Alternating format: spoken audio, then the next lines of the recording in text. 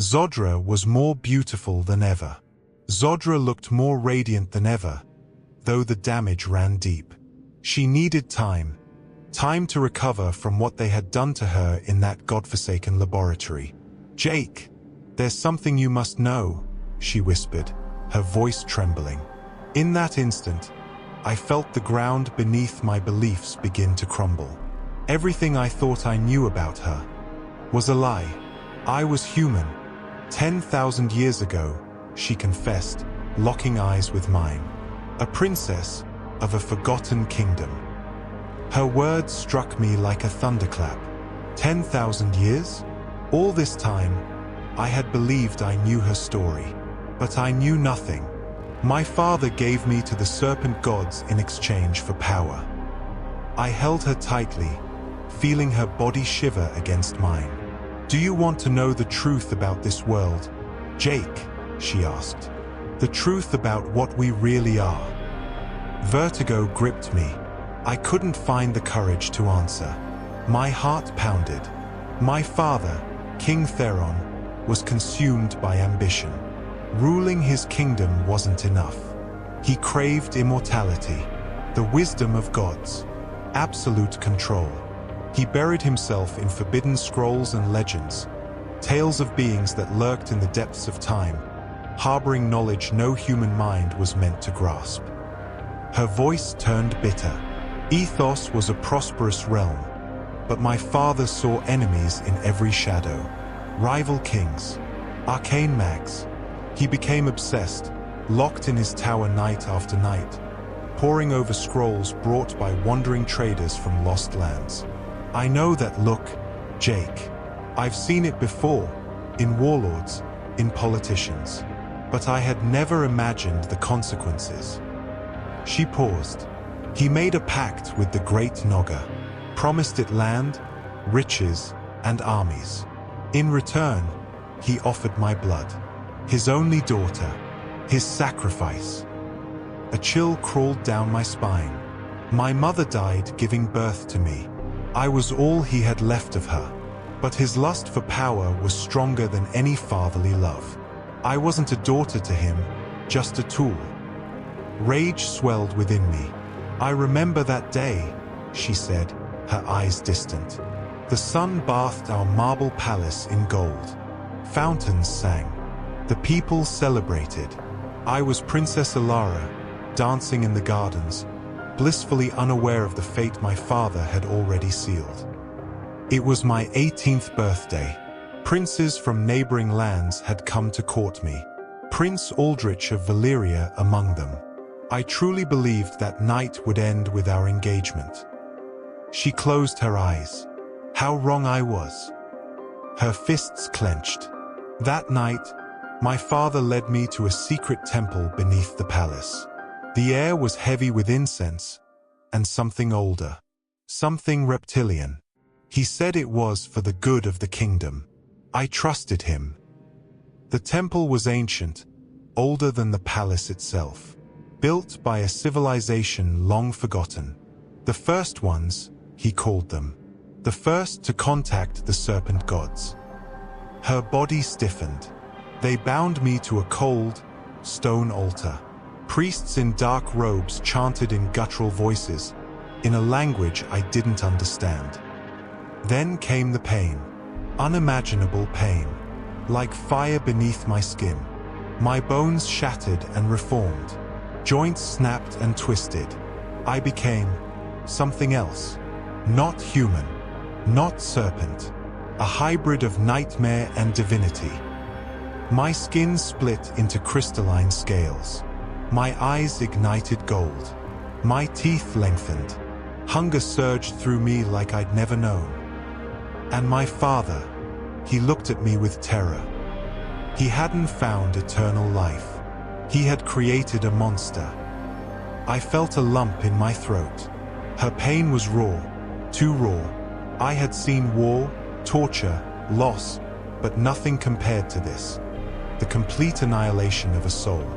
The priests kept chanting. My father's screams were drowned out by the ritual's roar. The great Naga watched me as I changed.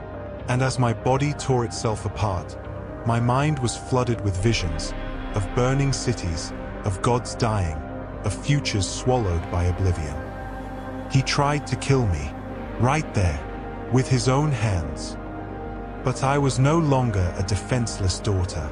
I pierced him with my tail, watched the light fade from his eyes as his blood splashed across the walls.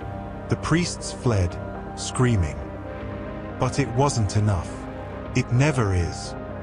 The great Naga appeared, not merely a serpent, but a primeval force. It spoke into my mind, Elara is dead. From her ashes, Zodra is born. My blood-drenched skin hardened. My mind expanded. Ancient memories surged through me of a time before humanity. I stared at her in awe. How did you go from exiled princess to queen? Her eyes, those piercing yellow eyes, glimmered. The same way you're asking yourself how they captured me, or why we're still hiding underground. She reached out and touched a black stone pillar. Symbols shimmered. Holographic images appeared. The White House, the Pentagon, the United Nations. Do you really think the people ruling your world are human, Jake? My thoughts spun. A memory surfaced. 3 years ago. Pentagon. Level B7. Restricted access. Delivering uranium analysis to General Miller. The lights flickered. For a second, just a second, his pupils shifted. Vertical. Reptilian. I dismissed it as exhaustion.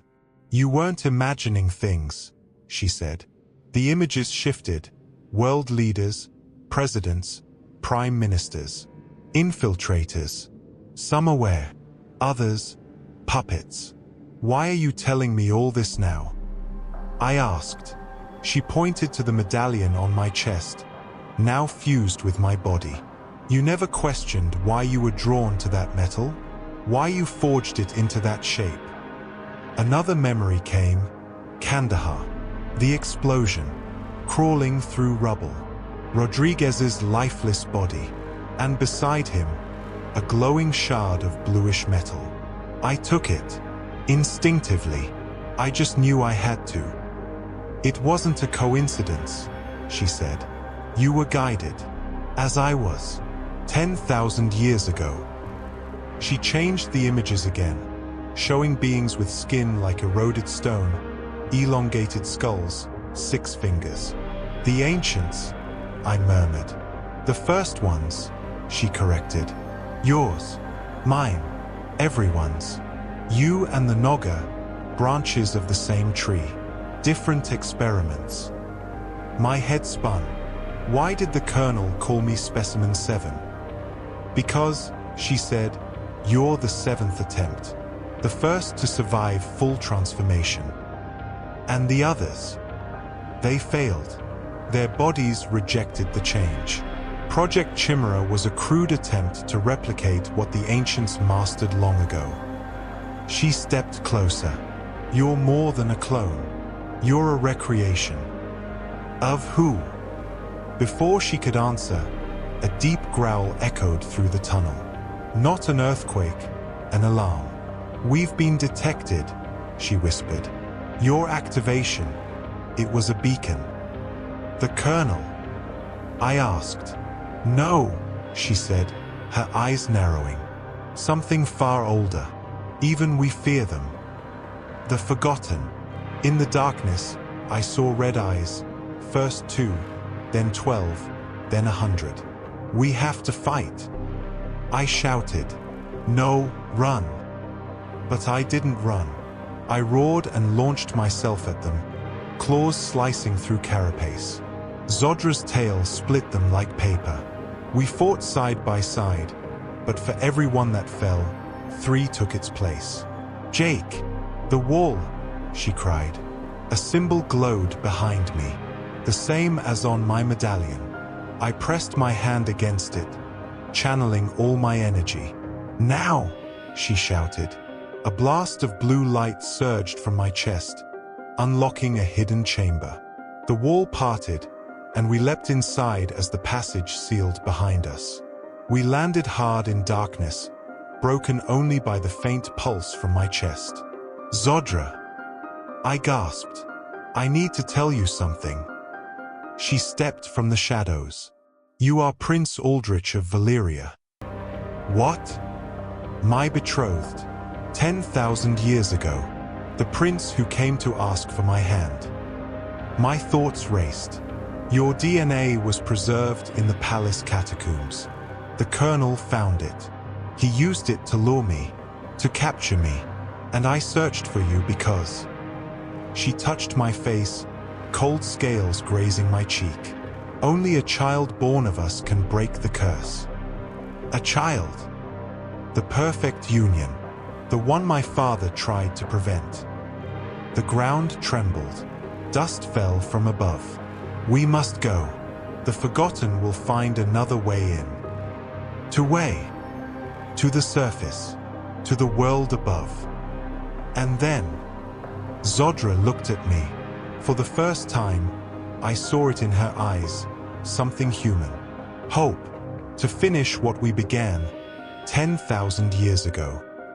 And so we ran, into darkness, toward light, toward destiny.